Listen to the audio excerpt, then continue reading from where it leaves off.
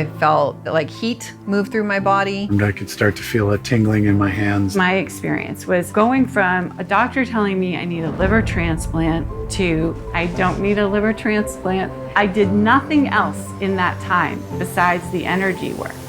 Welcome to Blissup, exploring energy, the ultimate healer. I'm your guide, Iram Saeed.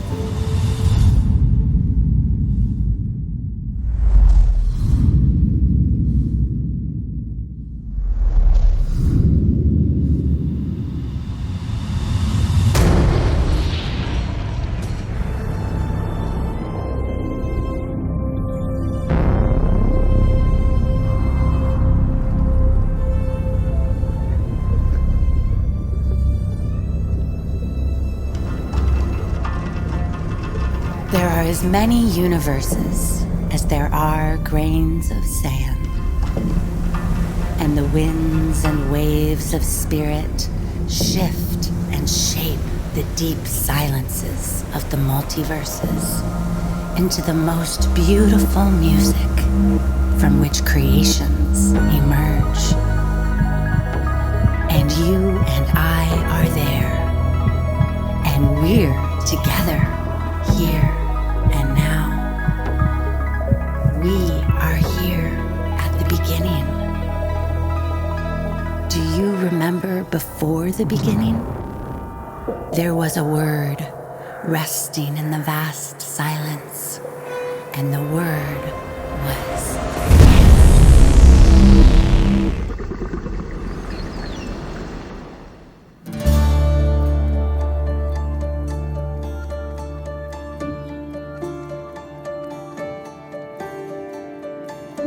Vibration is the original yes of creation. We're vibrating, we're resonating and vibrating. Everything is vibrating, everything is alive.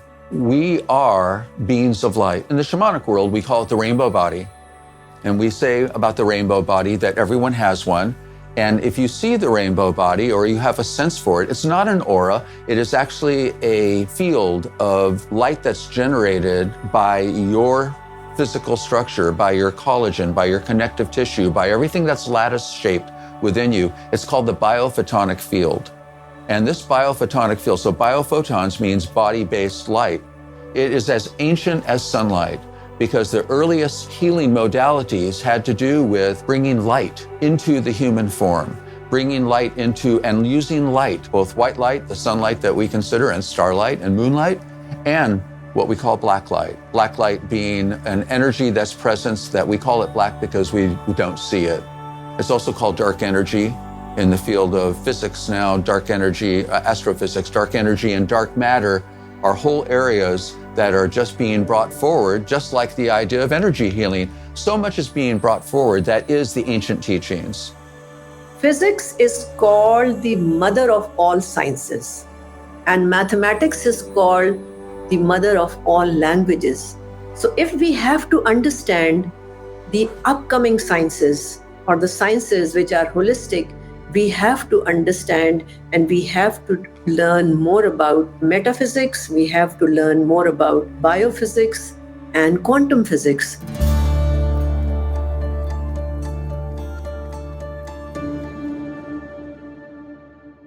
Welcome to Blissup, exploring energy, the ultimate healer.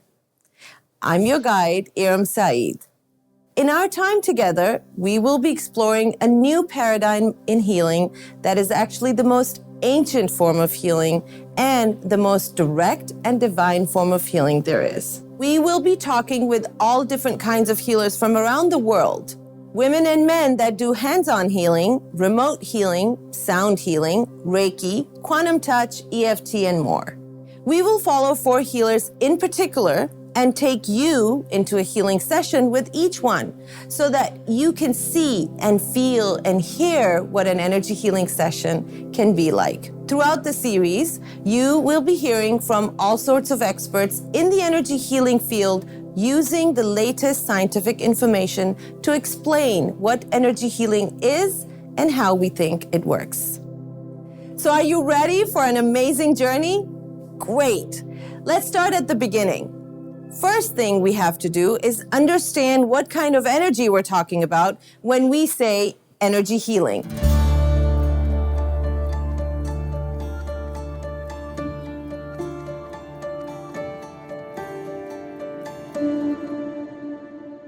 Quantum physics has proven that we live in a vibrational universe, and everything is vibration.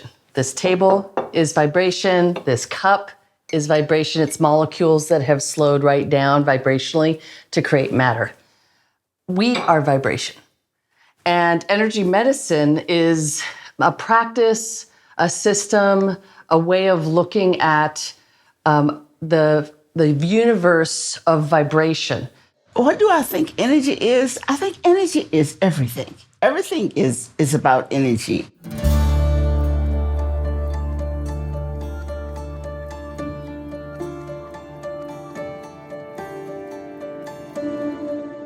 At the simplest level, energy is simply information that moves or vibrates. It just means everything is jiggling.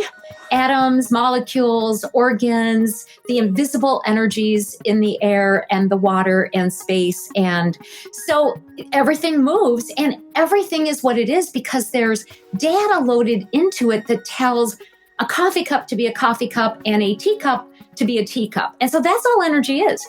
There's a difference, there's like a demarcation into basic types of energy. There's physical energy, which is more measurable, and we live in and typically interact with physical energies in a knowing way. Subtle energy, however, that's the invisible stuff. That's the stuff that we don't learn about in school. Maybe that'll change at some point. Subtle energy is 99.999% of a person or an object, and it actually decides how physical energy is going to organize, kind of how your thoughts tell you how to be. That's what subtle energy is all about. Energy comes from what's called the source or God or higher power or supreme being. All living things have life energy or life force within them, and that's why they're alive. So all plants and animals, birds, insects, they all have life energy. It's I believe, a non-physical energy. It's not electromagnetic. It's something more mysterious than that. And it's something that science has not yet discovered or at least acknowledged in any open sort of way in the scientific community. Energy is everything. Think about the energy between you and a friend. Think about the energy of your kids. Think about the energy of a concert or the energy of a lecture. Everything, including our voices and what we think and who we are, everything has an energy signature. We're using what's called life force energy. This has been called chi, ki, prana. Dr. Beverly Rubik found 70-odd words, the different cultures were using for describing this energy. This is the energy that animates all living things. Energy healing is the simple use of energies to heal the physical body. But how is that possible? Well, the first thing we need to realize is that there is more to us than we know. There's more to the physical body than what meets the eye. There are actually many levels of invisible energy surrounding the body that form a sort of a blueprint or a template that the physical body itself is built upon. And it's on these invisible energetic levels of the body that healing actually takes place. What we have to realize about the energy system is that everything is energy. There are no exceptions. There is a spectrum of energies from completely the unified field, compressing that energy all the way to physical form. If we decompress out to the unified field, it's pure state of consciousness. It's a universal energy. It's cosmic energy, if you could think of it in this way. And we know that all physical form is simply compressed energy. On the way to compressing the energy all the way to physical form, we obviously pass through various states of compression. As we progress from the unified field into its first compression, a vibration is emitted, and that vibrational frequency is the frequency that we call love.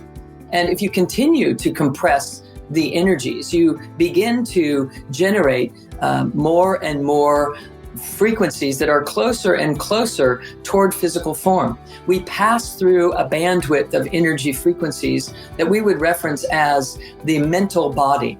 The mental body is where we are thinking. It's where we have consciousness. It's where we make our decisions. It is how we conclude and process information, perceive it, and be able to do something with it. There's another bandwidth of energies closer in toward the physical form that is the emotional bandwidth of energies. It is also a feeling body, and that is the right use of these energies. In a feeling body bandwidth of energies, we can feel and perceive the influences and the nuances of energies that are around us, energies that are happening because of our own disposition, thoughts that we're thinking, or entering into a room. If we continue to compress along this pathway, we are now speaking to the energies that we reference, the etheric template. This etheric body is where energy becomes physicality, where energy becomes chemistry. Right in this place where energy is becoming chemistry, we are truly receiving and formulating chemistries that will generate the physical human system in the developing embryo. So these multiple layers of energy that our energy body is comprised of are each independently significant in our wholeness. Each one of them has to be vibrating in a non-distorted fashion, and each one of them has to be open to communicating to the layers beyond and the layers from within it. Is there any clinical evidence that these energy fields actually exist? Well, yes, there is. When you take a raw MRI scan, it's picking up the flow of energy inside the body and also outside the body. And a raw MRI has all these beautiful shapes. They look like an aura outside the body. It's then sent to a computer, which colorizes it and draws an edge to the body and deletes everything outside the body. And when your nurse or your doctor or your therapist gets the MRI, it only shows the energy inside your body. The rest is regarded as artifact. Raw MRI scans aren't the only proof. Way back in 1949, a Russian inventor named Semyon Kirlian discovered that he could capture bioelectric discharges, also called corona discharges, from the human body, other animals, and plants. Today, some modern diagnostic tools use a similar approach to reading a person's so-called aura to determine health. I use a device called a BioWell, which is based on Kirlian photography.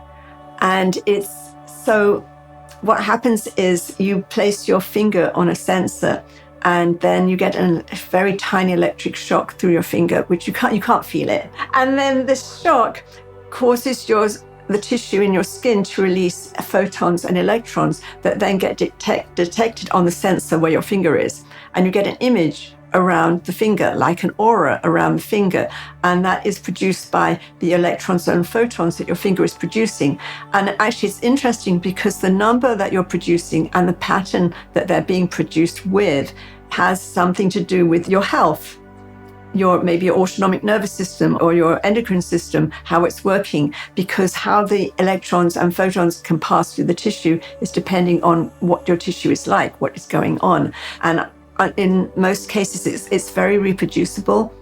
And then you do see differences when someone is really stressed out. There are holes in the aura, there are gaps. And it's not that, okay, there's a hole in your aura. It's just that your electrons and photons are not being able to be transmitted as well as if you're in a healthy state. One of the best parts about making docuseries like this is that I often get to be the guinea pig. And so when Dr. Baldwin invited me to do a scan, I said, sure.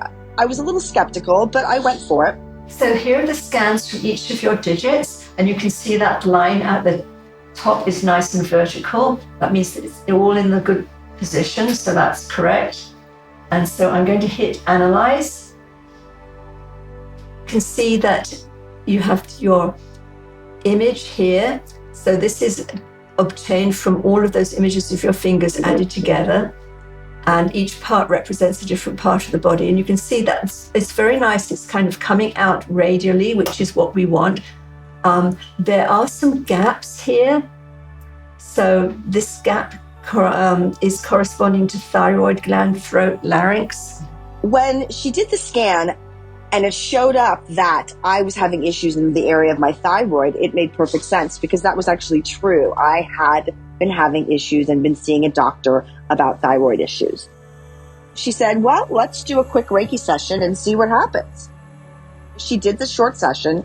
I definitely felt like I was clearing my throat and I was swallowing a lot.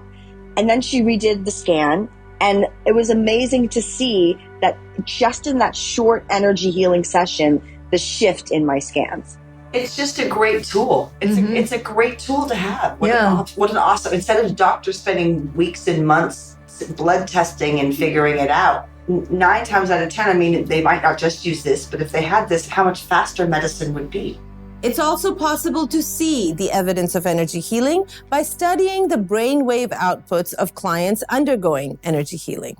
When you look at the signature brainwaves of people going through energy healing, you see all kinds of cool things. For example, the main brainwave of waking consciousness is beta.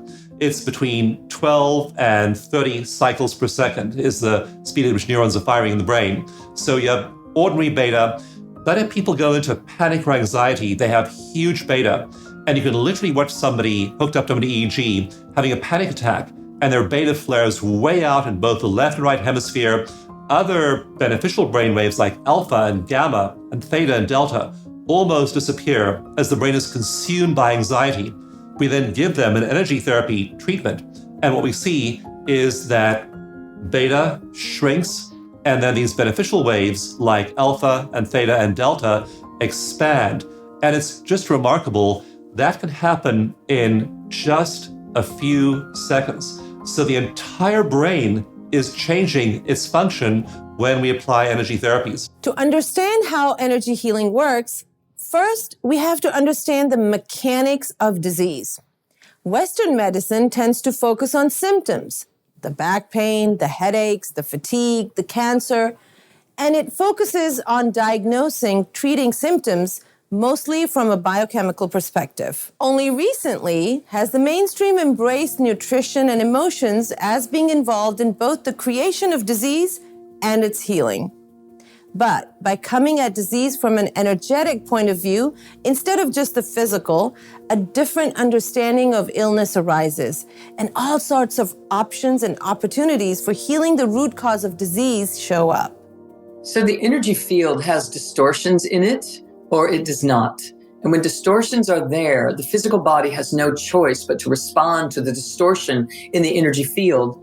If someone carries a belief or an angst with them, it creates a distortion in the field. If someone has regrets or is riddled with anxiety, it generates a distortion in the field. Physical injuries create distortions in the field when they remain unresolved. As we begin to work with removing the distortion in the field, the physical body has no choice but to respond to it. Think of it like the caboose on a train, and the physical body is the caboose. It's going to go wherever the train is taking it. The energy field is the engine on the train. So, what are the different kinds of things that affect the train's engine? Environmental toxins and pollution, electromagnetic frequencies, microwaves and communications networks, pesticides and herbicides, highly processed foods and artificial additives and ingredients, physical accidents and injuries, emotional upheavals and unexpressed, unresolved emotions. It all adds up to one thing: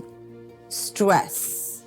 I think the immune system is weakened by stress because of our nervous system. So we have the sympathetic nervous system, which is unfortunately on high alert all the time in our world, and we have the parasympathetic.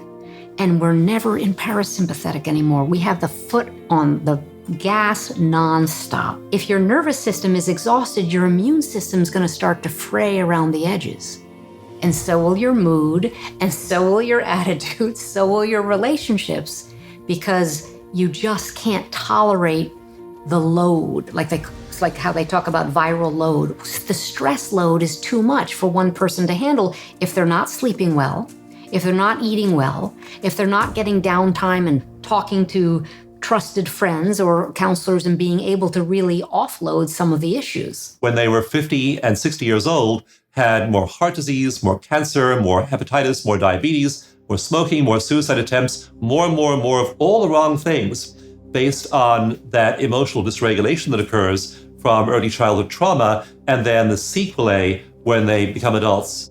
We tend to think that only big emotional traumas like childhood sexual abuse, a car accident, or living in a war zone can cause disease later in life. But unresolved trauma from small things can add up too. Emotion is absolutely vital to well-being. I call emotional regulation, the key to happiness. If you have good emotional regulation, then you will do much better in your life than if you don't. We live in a culture that's terrified of the intensity of the feelings. All these years and years, generation after generation of being wounded, because everybody you encounter is a wounded child and adolescent that hasn't come to grips with their wounding. So people suppress it. Which brings us to genetics, yet another cause of disease. The science of genetics has taught us that we inherit certain physical traits like bone structure, hair and eye color, and height from our ancestors.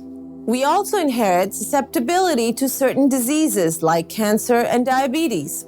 That's why when you go to a doctor's office, they make you fill out your family's medical history.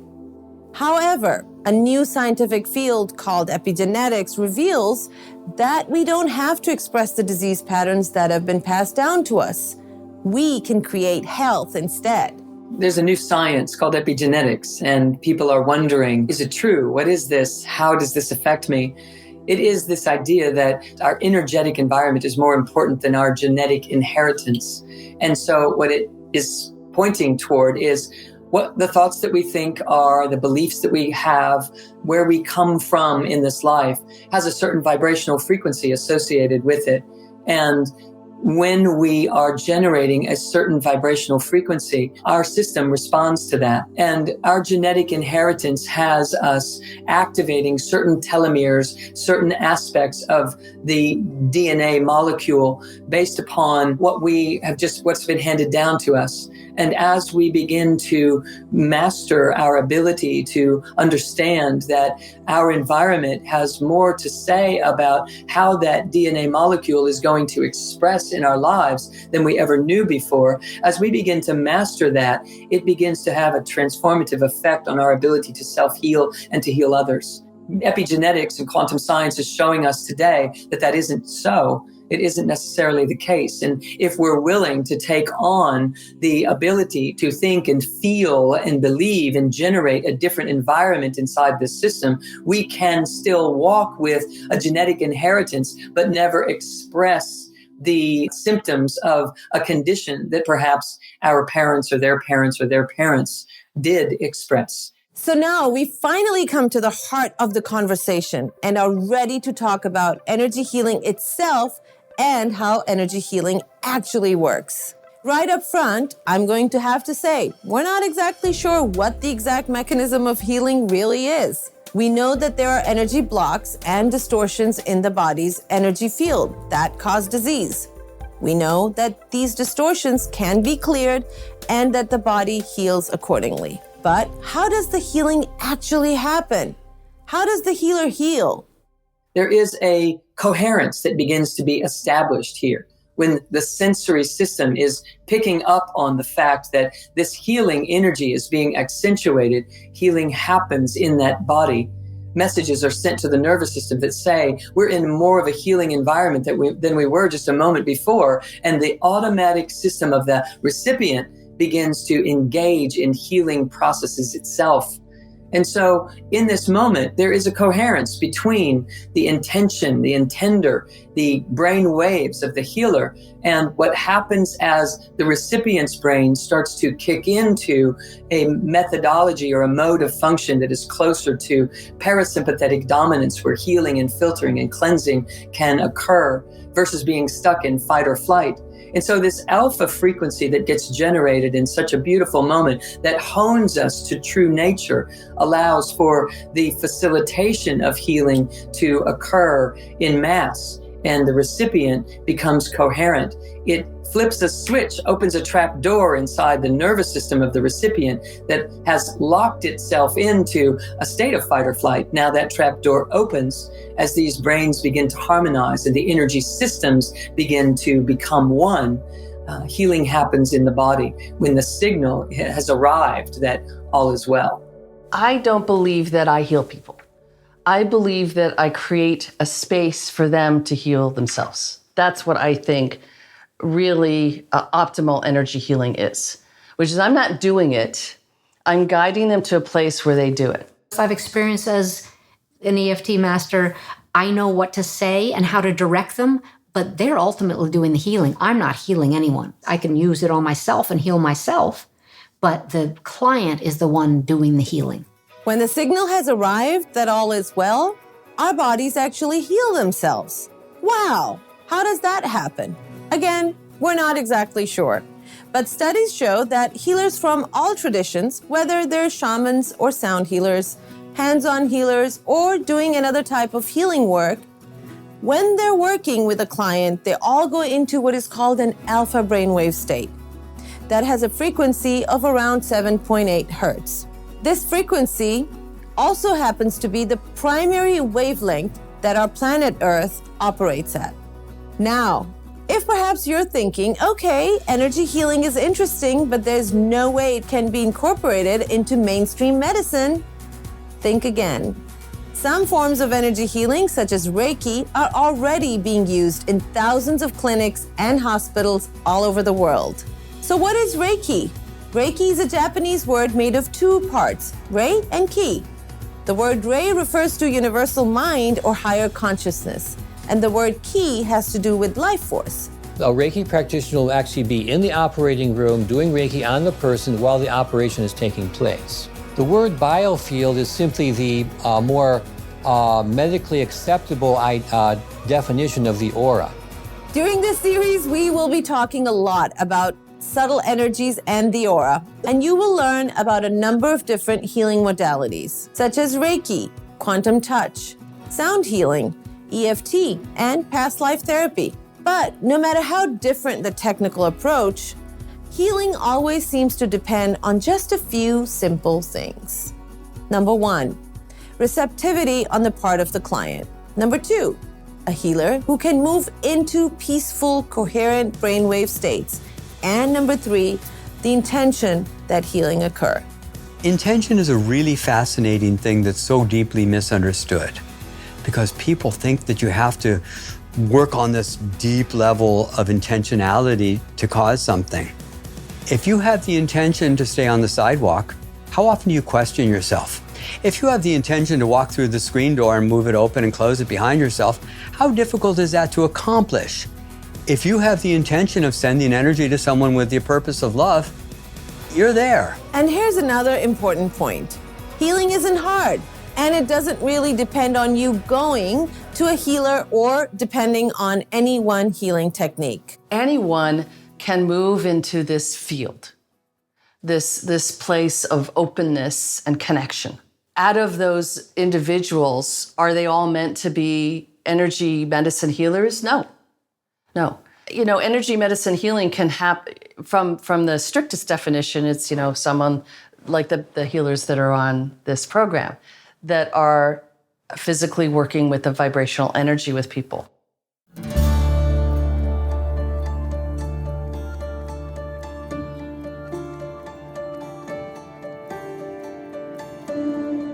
We are very familiar with the love a mother has for her baby, or the love children have for their parents or siblings and relatives, or the love you have for humanity. But this is a whole different thing. This is just the love that you feel, that this is a human ability that's been ignored or put aside, that the love that you feel within yourself, that you can actuate and access that love and focus and amplify that love and bring down the suffering of another person in real time. Every family member would want to know this. Every friend would want to have this available. One of the problems with modern psychology is we study people's deficits And so, for example, if you go to your psychologist and you fill out an inventory, like the Beck anxiety inventory or the Beck depression inventory, the PTSD inventory, and you get a score of 0, they think you're fine. You have no anxiety, no depression, no phobias, no PTSD. But that's just baseline. That's just trauma. That's learning to heal all the stuff below baseline. And baseline isn't happy. What about going to peak states? What about thriving? What about having a life so fabulous where expressing your full potential, where the energy flow through your body, mind, and heart is so enormous that you are just bubbling with joy every single day? So that's not just getting to baseline, that's going to peak states and thriving. And that's really where we want to go next. The average baby laughs 120 times a day. The average adult laughs 6 times a day. Who told us when we turned 21 that you had to shut down 95% of your laughter? Laugh, express your full potential, be all you can be. Don't just be content with the set point of a little bit of energy flowing through your body. Just open yourself to the energy of the universe flowing through your body. You are so creative, you are so abundant, you are so able to deal with life's challenges, you are so resilient that your whole energy changes. As we have seen in this episode, health is our natural inheritance, and healing is something all of our bodies naturally can do. We just need to create the right environment inside ourselves to let it happen. And yes, sometimes we need a little help along the way, which is why in the next 4 episodes, we will be going into actual healing sessions to watch 4 different healers at work. In our next episode, we meet Virginia Rounds Griffith, a medical intuitive and energy healer who has worked with thousands of clients who have issues of trauma and disease caused by blockages manifesting in their psychological and physical reality. If you'd like more information about this docuseries, watch future episodes, or even try some energy healing for yourself, visit blissupnow.com.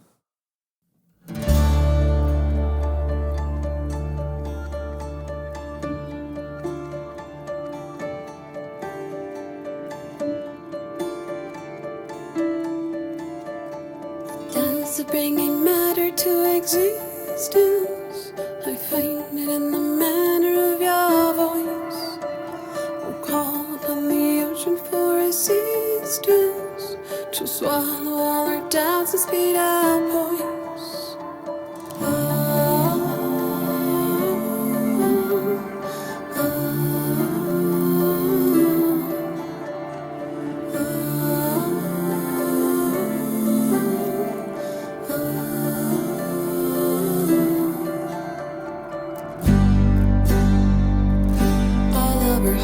Now